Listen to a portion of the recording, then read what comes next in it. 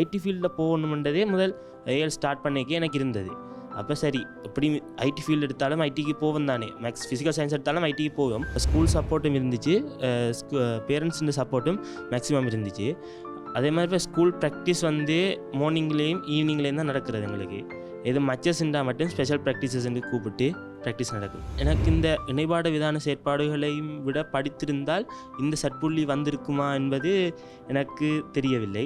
நான் இந்த இணைபாட விதான இதில் செயற்பட்டபடியத்தான் எனக்கு இவ்வளவு இது வந்தது என்று நம்புகிறேன். போயிட்டு அம்மா தான் கூடுதலாக கூட்டின்னு போகிறேன். நான் அம்மா சொல்கிறது எல்லாம் நன்மைக்கு.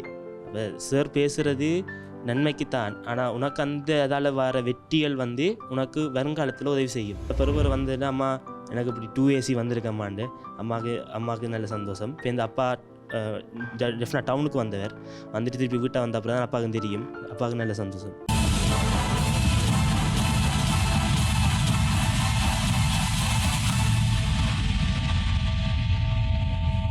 சில பாடங்களை தவிர்த்து பாடங்களை தேர்வு செய்து சிறந்த பெறுபர்களை பெற்றக்கூடியவர்களும் எங்களோடு இருக்கிறார்கள். அவர்களில் ஒருவர் தான் பௌஷன் ராஜ்.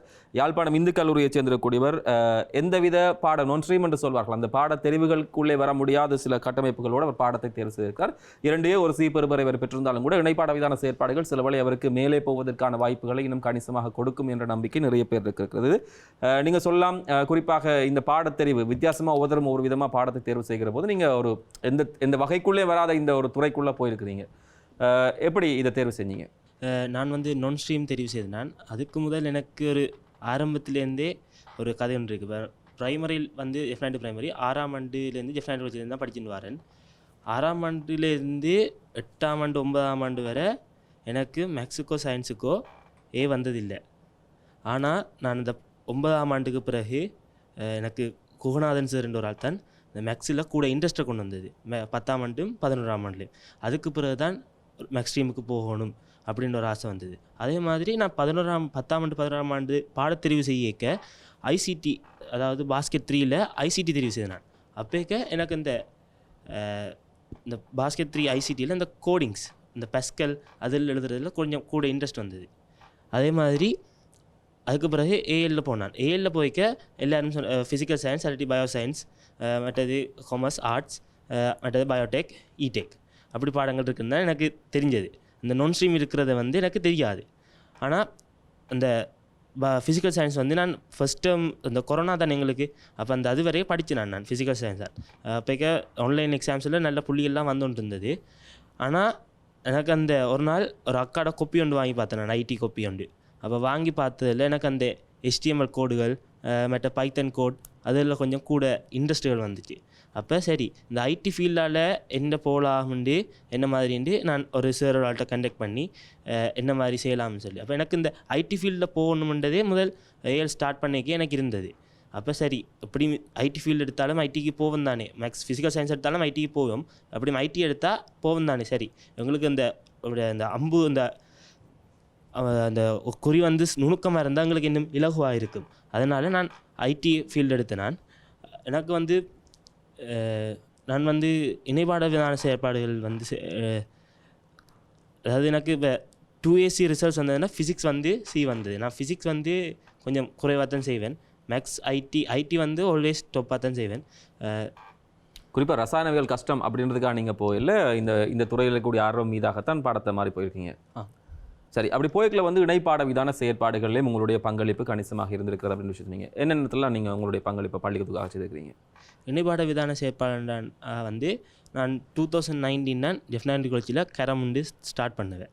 அதாவது எங்களோட பிரின்சிபல் செந்தில்மாறன் சார் வந்த பிறகு 2019 கரம் ஸ்டார்ட் பண்ண பிறகு எங்களுக்கு ஒரு கோச்சிங் தந்து ஸ்டார்ட் பண்ணுவேன்.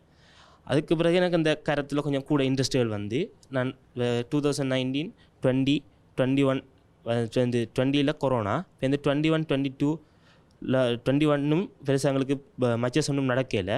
இப்போ 22, 23ல் ஸ்கூல் ப்ரொவின்ஷியல் விளாட்னான். அதே மாதிரி 2024லேயும் ஸ்கூல் ப்ரொவின்ஷியல் விளாட போகிறேன். பிகாஸ் நான் 2005 ஜனவரி பிறந்தபடியாக ஸ்கூல் ப்ரொவின்ஷியல்ஸ், ஸ்கூல் நேஷனல்ஸ் விளாட உள்ளேன். அதே மாதிரி கடந்த மாதம் நடைபெற்ற ஓப்பன் ப்ரொவின்ஷியல்லையும் ஜெஃப்னா டீமுக்காண்டி விளாட்னான். இனி 14, 15, 16ஆம் தேதியில் நடைபெற உள்ள ஓப்பன் நேஷனலில் வடமாகாண அணிக்காகவும் விளாடவும் இருக்கிறேன். சரி, பள்ளிக்கூடத்தில் படிச்சுன்ற காலத்திலேயே வெளியில் விளையாடுறதுன்றது பள்ளிக்கூடம் அதை விட்டுச்சா, வீட்டுக்காரரும் அதுக்கு அனுமதி கொடுத்தாங்களா? எனக்கு ஸ்கூல் சப்போர்ட்டும் இருந்துச்சு, பேரண்ட்ஸுன்ற சப்போர்ட்டும் மேக்ஸிமம் இருந்துச்சு. அதே மாதிரி இப்போ ஸ்கூல் ப்ராக்டிஸ் வந்து மார்னிங்லேயும் ஈவினிங்லேயும் தான் நடக்கிறது. எங்களுக்கு எது மச்சஸ்ன்றா மட்டும் ஸ்பெஷல் ப்ராக்டிசஸ்ன்னு கூப்பிட்டு ப்ராக்டிஸ் நடக்கும். சரி, அந்த கரம் வந்திருக்காடி இந்த துறைக்குள்ளே நீங்கள் போகிறது இல்லை, இணைப்பாட விதான செயற்பாடு ஏதாவது ஈடுபட்டிருப்பீங்களா? கரம்மை விட நான் இந்த வில்லுப்பாட்டு 2023 அகில இலங்கை தமிழ்த்தின போட்டியில் வில்லுப்பாட்டு அணியில் திறந்த போட்டியில் முதலாம் இடம் வந்த நான். தேசிய மட்ட வெற்றிகள் என்பது ஜெட் பெறுபர்களில் கணிசமாக பங்களிப்பு செலுத்தும் அப்படின்ற மாதிரி சொல்லுவாங்க. உங்களுடைய பெறுபர்களுக்கு நீங்கள் செய்திருக்கக்கூடிய இந்த இணைப்பாட விதான செயற்பாடு, அதுலேயும் அந்த பரீட்சைக்கு கிட்டியிருக்கக்கூடிய ஆண்டுகளில் செய்திருக்கணும். அந்த பெறுபர்கள் அதில் வரக்கூடிய இந்த கொடுக்கப்படக்கூடிய புள்ளிகள் அது மிகச்சிறிதாக இருந்தாலும் கூட, ஆனால் அது கணிசமாக இந்த ஜெட் பெறுபர்களை தாக்கத்தை செலுத்தும். உங்களை பொறுத்தவரையிலே மாறுதல்கள் ஏதாவது அல்லது எதிர்காலம் தொடர்பிலே இருக்கக்கூடிய கற்கிணறி தொடர்பிலே ஏதாவது தீர்மானத்தை அது கொடுக்க முடியுமா? கட்டாயம் கொடுக்கும். ஆனால் எனக்கு இந்த இணைப்பாட விதான செயற்பாடுகளையும் விட படித்திருந்தால் இந்த சட்புள்ளி வந்திருக்குமா என்பது எனக்கு தெரியவில்லை. நான் இந்த இணைப்பாட விதான இதில் செயற்பட்டபடியத்தான் எனக்கு இவ்வளவு இது வந்தது என்று நம்புகிறேன். நான் எல்லாரும் சொல்லுவாங்க மேலதிகமாக வேறு வேலை செஞ்சால் படிக்கலாம். நீங்கள் சொல்லுங்கள், அந்த அப்படி செய்தபடியத்தான் படித்தேன் அப்படி சொல்லி என்ன காரணம் அதுக்குள்ளே இருந்துச்சு? இப்போ எனக்கு ஒவ்வொரு மச்சஸ் போய்க்கையும் கேப்டன்ஷிப் பண்ணிக்கையோ இல்லாட்டி கேப்டனுக்குள்ளே இருக்கையோ எனக்கு அந்த ஆளுமை பண்புகள் எனக்கு வளர்ந்துருக்கு. அதுமாதிரி போட்டிகளுக்கு போட்ட தோத்தாலோ இல்லாட்டி வின் பண்ணாலோ மற்ற அணிகளில் பார்க்கையும் அதே மாதிரி மற்ற கோச்சஸ் மற்ற அவங்களோட அவங்களோட லீடர்ஷிப் பார்க்க எனக்கு கொஞ்சம் சந்தோஷமாக இருந்து அவங்கள பற்றி பின்பற்றணும்னு ஆசை வந்தது. சரி, குறிப்பாக இந்த தனியாக படிக்கிறத மாத்திரம் விட்டுட்டு இணைப்பாட விதான செயற்பாடு செய்யக்கூடிய ஆட்களுக்கும் படிப்பிக்கிற ஹாஸ்டலுக்கும் இடையிலே வந்து ஒரு மல்லுக்கட்டு தான் நடக்கும். அப்படியுமே அது வகுப்பில் சரி, தனியார் கல்வியத்தில் சரி, ஏதோ ஒரு கடும் ஒரு யுத்தம் வந்து போய்கொண்டிருக்கும், மறைமுக யுத்தம். எப்படியாவது பழி வாங்கப்பட்டு கொண்டிருப்போம். அது வந்து தொடர்ச்சியாக வந்து அவன் ஏதோ ஒரு வழியில் ஏதோ ஒரு நடந்து கொண்டிருப்பான். அவ செய்கிறது வந்து அந்த பெறுபரை யாரோ நல்ல பெறுபரை எடுக்கணும் அப்படின்றதுக்காக வந்து சில வேளை மிக மோசமான தண்டல் கொடுத்துருப்பாங்க. உங்களுக்கு இந்த அனுபவங்கள் எப்படி இருக்குது? எனக்கு இப்போ இந்த வில்லுப்பாட்டு கரம் போட்டிகளுக்கு போகிறதுக்கு முதல் தனியார் வகுப்பில் அனுமதி பெறத்தான் வேணும். அப்போ அந்த பிறைக்க கொஞ்சம் ஆசிரியர்கள் கொஞ்சம் கட்டாயம் இந்த கொஞ்சம் பேசுவினம், பேரண்ட்ஸை கூட்டின்னு வாங்கோ, இப்போ இந்த கிளாஸுக்கு விட மாட்டோம், அப்படி கணக்காக நடந்திருக்கு. கிட்டத்தட்ட எத்தனை நேரம் நீங்கள் உங்கள் அப்பா அம்மாவை ஒரு ஆசிரியர்கிட்ட கூட்டின்னு போனீங்க? கிட்டத்தட்ட ஒரு 4 தடவை. ஒரு நாள் கொஞ்ச காலம் ஹாஸ்பிட்டலில் இருந்தேன் நான், அப்போக்கையும் பேரண்ட்ஸை கூட்டின்னு போயிருக்கேன். எக்ஸாமுக்கு போயில்லை அப்படியா, இப்போ இந்த மச்சஸுக்கு போனபடியாலும் பேரண்ட்ஸை கூட்டின்னு போயிருக்கேன். அப்போ உங்களோட அப்பா அம்மா என்ன சொல்லிச்சுன்னா உங்களுக்கு? நீங்கள் அவை அடிக்கடி கூட்டிக்கிட்டு போகிறீங்க, ஒரு ஆசிரியர்கிட்ட போய் மகனுக்காக பெற்றோர் நிற்கிறதுன்றது வந்து சந்தோஷத்தில் நிற்கலாம், அது பெருமைப்படக்கூடிய நிலையில் நிற்கலாம். ஆனால் நீங்கள் வகுப்புக்கு போகாமல் தொடர்ந்து தண்டனைக்காக அழைச்சி கொண்டு போய்க்கலாம். அவங்க என்ன சொன்னாங்க? எனக்கு போயிட்டு வந்து அம்மா தான் கூடுதலாக கூட்டின்னு போகிறேன் நான். அம்மா வந்து சொல்கிறது எல்லாம் நன்மைக்கு. அப்போ சார் பேசுகிறது நன்மைக்கு தான், ஆனால் உனக்கு அந்த அதால் வர வெற்றிகள் வந்து உனக்கு வருங்காலத்தில் உதவி செய்யும், அவ்வளோ தான் எனக்கு சொல்கிறாங்கம்மா. கடைசி வரை அந்த ஆசிரியர் படிச்சிங்களா? அல்லது கடைசி வரை படித்து நான் எந்த ஆசிரியரும் நாங்கள் குறிநிந்திப்பு கூடாதுன்னு சொல்கிறது தானே. அந்த அந்த அந்த விஷயம் இல்லாவிட்டாலும் கூட இந்த பெறுபர்கள் எப்போது நீங்கள் இணைப்பாட விதான செயற்பாடில் ஈடுபடைக்கல வந்து இந்த பெறுபர் எடுப்பீங்களா என்ற ஒரு கேள்வி வந்து எல்லார்ட்டையும் இருக்குது. அடுத்ததுக்கு பிறகு வீட்டுக்காரர்கள், பாடசாலை சமூகம் இந்த பெறுபரை எப்படி பார்க்கிறது? இந்த பெறுபருக்கு பின்னால் பாடசாலை எப்படி இருந்திருக்கிறது? நான் பெறுபர்கள் வந்த நேரம் நான் ஜெஃப்னா டீம் ப்ராக்டிஸில் இருந்தேன். டீம் ஜெஃப்னா ப்ராக்டிஸில் இருந்தேன். உங்களுக்கு தெரியாது பெறுபர் வந்ததே தெரியாது. அப்போ எங்களோட பயிற்றுவிப்பாளர் கோச் பிரசாத் சார் வந்தார். வந்து ரிசல்ட்ஸ் வந்துட்டாமடா பார்த்துட்டியாண்டு. அப்போ சரி 3:30 அப்படி வந்தது, 3:40 அப்படி. எனக்கு பார்த்தா அது சுற்றி கொண்டே இருக்குது. நான் ஸ்ட்ரீம் தானே, இப்போ கூடுதலாக கீழே வருதுன்னு இப்போ நான் ஸ்ட்ரீம் சுற்றி கொண்டே இருக்குது. மற்றது இன்னும் ஒரு அண்ணாவராக இருந்தவர், அவருக்கு வந்துட்டுது ஃபிசிக்கல் சயின்ஸ். அப்போ எனக்கு சுற்றி கொண்டே இருக்குது. சரி பார்ப்போம், இப்படி பெறத்தானே வேணும்ண்டு நான் வந்து 2AB எதிர்பார்த்தேன். நான் ஃபிசிக்ஸுக்கு B எக்ஸிப்ட் பண்ணேன். ஆனால் எனக்கு ஒரு C வந்துட்டுது. ஆனால் ரிசல்ட்ஸ் வந்தோடனே எனக்கு நல்ல சந்தோஷம். அதுக்கு பிறகு கீழே பிரின்சிபல் ஆஃபீஸில் நின்றவர். அப்போ நேராக பிரின்சிபல் சார் மேருக்கெல்லாம் சொல்லிவிட்டு நேராக வீட்டை வந்தேன். வீட்டை வேறு அம்மாவுக்கு தெரியாது, பெறுபர் வந்தது தெரியாது, என்னென்னு தெரியாது, பெறுபர் வந்ததே தெரியாது. அப்போ பெறுபர் வந்ததுன்னா அம்மா எனக்கு இப்படி 2AC வந்திருக்கம்மாண்டு அம்மாவுக்கு நல்ல சந்தோஷம். இப்போ இந்த அப்பா டெஃபினட் டவுனுக்கு வந்தவர், வந்துட்டு திருப்பி வீட்டை வந்த அப்புறம் தான் அப்பாவுக்கு தெரியும். அப்பாவுக்கு நல்ல சந்தோஷம். சரி, குறிப்பாக இந்த துறைகள் அல்லது இந்த பாடங்கள் இருக்கக்கூடிய ஈர்ப்பு என்பது ஒவ்வொருத்தருக்கும் ஒவ்வொரு விதமாக இருக்கும்.